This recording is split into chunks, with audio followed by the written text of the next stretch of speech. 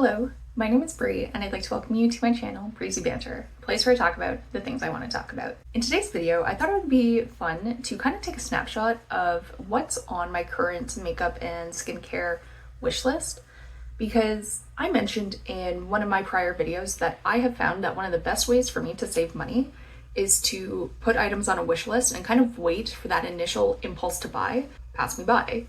And what I've found is often once I put makeup, skincare, clothing, jewelry, etc. on a wish list, and I come back, say a couple weeks, perhaps even a couple months, in some cases even a couple years later, I find that I'm just not interested whatsoever, and then I remove them.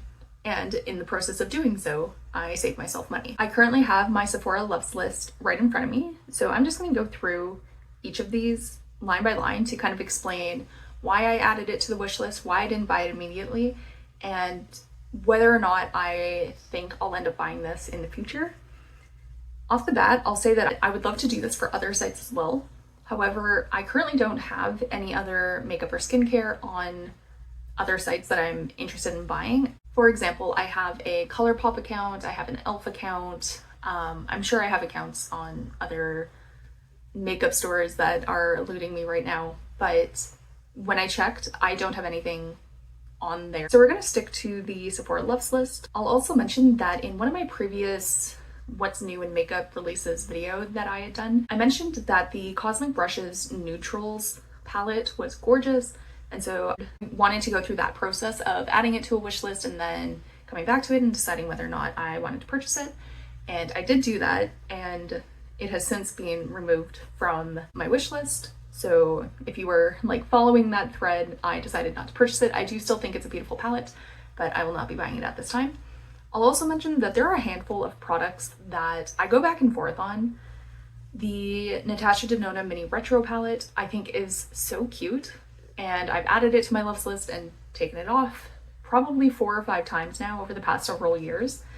But to me, that in and of itself is almost an indicator that I shouldn't buy it. So that's just something to keep in mind. With all of that said, keep in mind that this is just a snapshot of what I currently want. I'll also just mention up front that the prices that are shown here are in Canadian dollars. So if you're American and looking at these prices, you'll have to subtract about 1/3 of the price to see what it would roughly be in American dollars at American Sephora.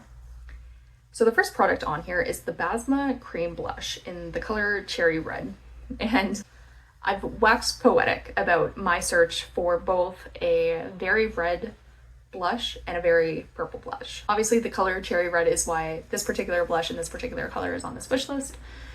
I mentioned before that I had the one very red blush that I had was from Rare Beauty, and I've explained the story before, but very briefly, I had purchased it, I used it a few times, and I stored it in the same place that I store all of my makeup, and I'm like 6 to 9 months after I'd purchased it, I noticed that it started to smell a little weird, and I couldn't remember if that was how it had always smelled or if this was new. And so I was a little iffy on using it.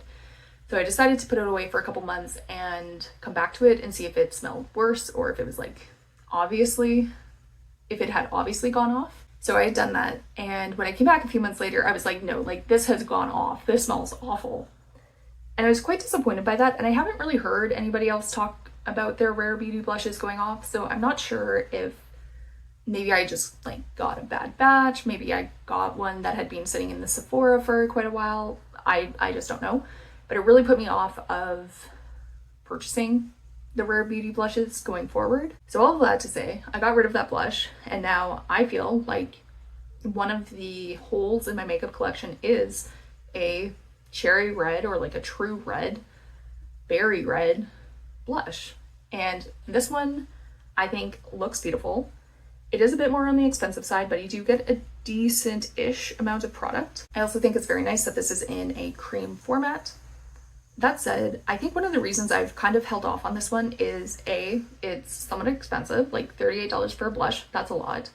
B, the way that it looks in the container, I fear that it might be a little oily. And like with cream blushes, I don't expect it to be just like full on matte or anything, but I do fear that there's going to be an oiliness to it. And my skin is normal leaning oily, I would say. And I'm pretty sure I've seen a few reviews of this blush, not like any dedicated reviews, but like people swatching them out, people trying them on, first impressions, etc. And it seems like there is like a fairly good reception to them. So that's why it's here. I did have NARS blush on this list a couple months ago. It was similarly like a very red, pure red blush. But I decided to take it off because it was more expensive than this one. And although I do think you got like quite a lot of product for the price, but when it comes to blush, like one of the blushes that I use the most often is the Clinique Blush Pop, I believe is what they're called. And although it's one that I use the most, I've like barely a dent in it. So I just don't necessarily need my blush to come with like a ton of product. Although the NARS one was a powder, so it would likely last for quite a long time. So that's why this one is currently on this list. Next, I have the Urban Decay Face Bond Self-Setting Waterproof Foundation. And I mentioned in a somewhat recent video that I feel pretty set on the number of foundations that I have. And by foundation, I'm using that category broadly to mean basically anything that I apply to like my entire face that isn't concealer. So I'm including skin tints, BB creams, CC creams, foundations, tinted moisturizers, etc. in this category. So if I recall, I was interested in this product just kind of when it came out. I was curious to see reviews, and some of the beauty influencers that I watch that have normal and or oily skin tried this and seemed to really like it. If I recall correctly, I think Ali Dawson and Aniela Kanikvis both tried it, and they both have normal or oily skin and mentioned like it lasted quite a long time. In terms of what I tend to prefer when it comes to foundation is, let's say, light buildable to a medium coverage and matte or satin finish. Other than that, I basically just want it to last and like look good and have a decent color match for me.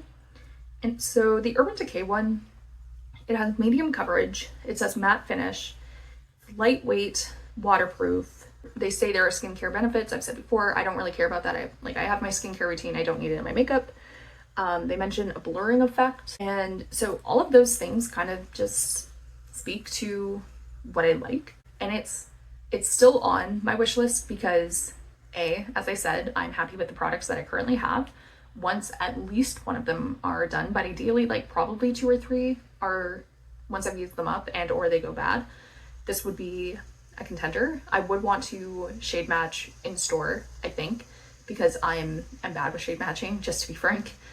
Also, this is $57, which like that's not cheap. Particularly for Urban Decay, like I find foundations tend to be one of the more expensive items. But $57 for Urban Decay in particular seems rather steep, and I'm curious if they would do a sale at some point, like perhaps on their website, where I know they at least somewhat frequently do like 50% off on their website. So I think if it was on sale and I had used up several of the foundations that I already have and I had shade matched in store, then I would very likely consider purchasing this. Next, I'm gonna do these 2 products together. They're the Fenty Beauty by Rihanna Cheeks Suede Waterproof Powder Blush. And the 2 colors I'm interested in are Daiquiri Dip, which is described as a coral red, and Drama Class, which is a shimmering soft violet. And so Daiquiri Dip is a matte finish and Drama Class is a shimmer finish. But these ones interest me because, again, I've told the story about how when I was searching for a purple blush, Drama Class by Fenty in the cream format was one of the very few that was available at a Sephora, and I'd swatched it, but I found that it just didn't sit on my skin the way that I would have preferred it to.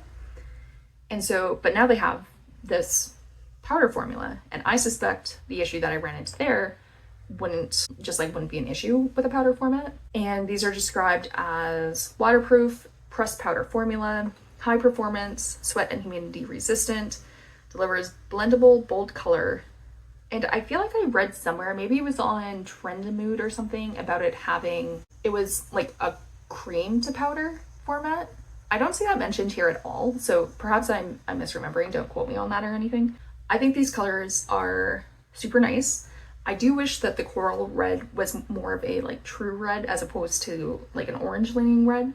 So that one I'm a bit iffy on. They're both $38, which, similar to the Basma cream blush, is a price that I'm willing to pay for a blush. I somewhat suspect what will happen is the daiquiri dip, because it's not that like true red that I want, it will remain on this wish list, and eventually I'll find like the red blush that I really want, and then I'll take it off.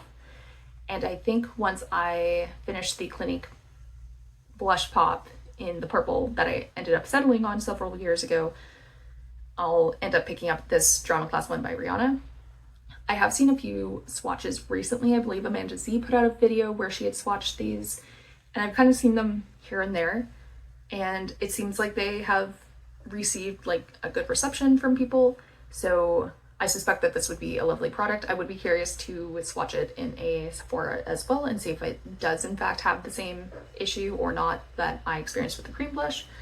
But all in all, I enjoy looking at these from afar. Next is the Urban Decay Vice Lip Bond Glossy Long Wear Liquid Lipstick in the color Unbreakable Power Red. And this product is on my wish list because there are, I believe, 4 lip product formulas that I know last on my lips. And the Urban Decay Vice Lip Bond Glossy Long Wear Liquid Lipstick, oh my gosh, that's such a long name, is one of them. I already have 4 colors from this line that I love, and they last. Like, I don't know how other people do it, because if I don't use one of these 4 formulas, like, lip color like falls off of my lips. Like, I am left with like an awful ring all around the outer part of my lips. But this Urban Decay one doesn't do that. And although I have colors that are close to a true red in some other formulas, I feel like I don't have a true red in those formulas. So this one's on my wish list. I do actually foresee myself getting this at some point. As I mentioned earlier, I feel like Urban Decay does like 50% off from time to time on their website, so I'd probably pick it up from there. It's currently $36.50 on this website. I feel like when I originally bought them, they were like $32 perhaps. So I think they have gone up in price, which, like, story of everyone's life right now. But I like the product, I like the color. This would be a win for me. It's just really a matter of whether or not it's different enough from what I currently have to warrant buying it. Next is the Amika Dream Routine Overnight Hydrating Hair Mask. And this is on my list because I believe it was Andrea, I'm not sure how to pronounce her name, Matilino? Oh my gosh, I'm sorry, I butchered that. I'm pretty sure she had mentioned this in a video like 2 years ago, that she found it like excellent. And I feel like there was somebody else that I also saw mention that it was like great for their hair. I previously mentioned in some videos that I have a nervous habit of playing with my hair, and this just does lead to hair breakage. The past couple of years have also been somewhat stressful for a variety of reasons, and I find that my hair has suffered breakage.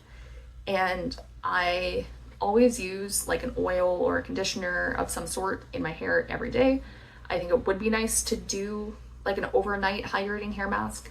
I've said before that I'm willing to spend more money on products that are on my face or on my hair for long periods of time, because I feel like I like get my money's worth. Whereas with a cleanser or a shampoo, like I'm using it for a minute before it's gone. So I don't really want to invest in those products. And so this seems like it might be a decent option for me. Basically, all of the reviews that I have seen of it are positive. However, there aren't that many non-sponsored, non-incentivized reviews. So the set of reviews are quite small, but they are generally positive. It's $44, which again, that's something that I am willing to pay, but I do think it is on the more expensive side for sure. You do get 100 mils, which is a pretty decent size. I think that would last me like a fairly decent chunk of time. Next is the Ordinary Lactic Acid 10% plus HA 2% exfoliating serum. I've tried this before. I love it. I already know that I love it.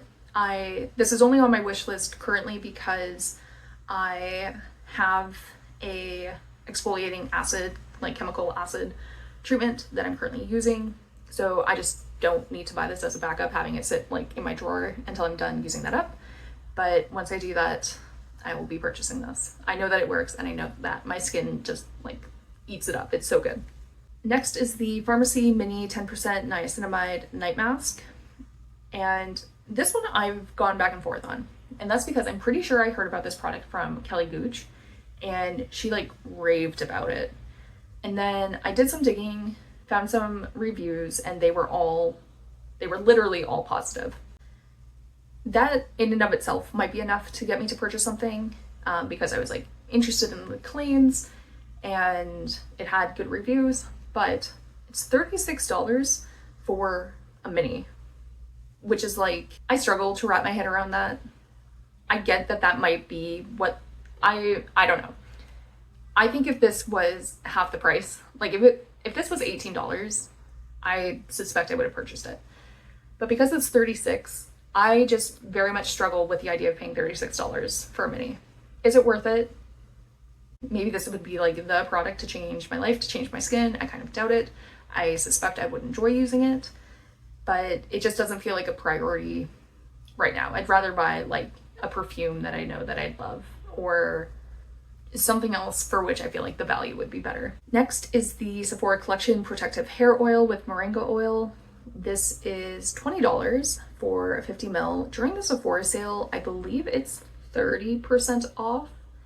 And I somewhat frequently, I'll just be checking Sephora, I'll click on my loves list, and I'll see that it's like half off. I don't think I've ever seen more than half off, but it will be between like 25 to 50% off, just kind of regularly outside of sales. This one I'm interested in because, as I mentioned, I always include a hair oil or leave-in conditioner as part of my routine because of the hair breakage that I've been experiencing, and those can be expensive.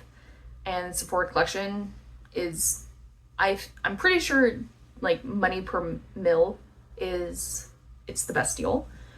And what I had done was, previously I had like 4 or 5 hair oils on here, and I just kind of bought one each time the one that I was using ran out, and currently I have no more left. So once I use up what I'm currently using, I will likely buy this one, provided it's on sale. I will wait for this to go on sale because, as I said, I just see it on sale just so often. If the one that I'm using runs out and this one isn't on sale, I'll probably pick a different one. But I do foresee myself purchasing this for sure in the future. And lastly is the Too Faced Hangover Pillow Balm Ultra Hydrating Lip Balm in the color Watermelon Kiss. So this one's on my list because I have the banana one and I really like it. I think I've actually done quite a good job at finding some of the best lip balms, if I do say so myself. And so I kind of like stick to what I know because I feel like I've found that which is as good as it gets. And so I love the banana one that I have. I would say I'm probably maybe 2/3 of the way through it. And to be clear, this kind of fits into my lightly hydrating category. I always bring the one that I have whenever I travel because if I'm on an airplane, I find like my skin, my hair, my lips, whatever, they can get dry. And so I like just having that with me, particularly when I travel. But if I feel like my lips are starting to get dry just through like the course of daily life, then I will often use like the Too Faced one and it works perfectly. If I need something more heavy duty, then I go for something else.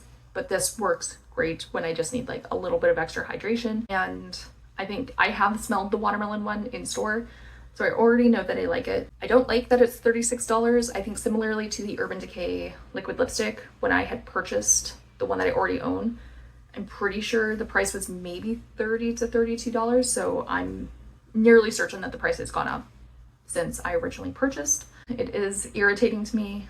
But I don't want to buy another one while I currently have one still like in rotation. So I suspect I will purchase this once the one that I'm using is all the way used up. So that's the entirety of my wish list. There are some of the items mentioned have been on here for literally years. Some of them have been on here for a month, but I do plan on waiting before purchasing any and all of them. And as I mentioned, I find that that's just the best way for me to maintain control on my finances and find myself really purchasing the things that I'm actually interested in and will actually use. I think that's all for me today. If you liked this video, I hope you'll like, comment, and subscribe to my channel. If you want to do more than that, I'll have a few links in the description that you can use to support me further. Before you go, I'd love to hear from you.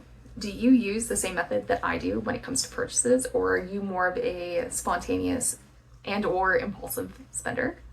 And before I go, I'd like to take a minute to thank you for taking time out of your day to spend watching this video. It really means a lot to me. Thank you.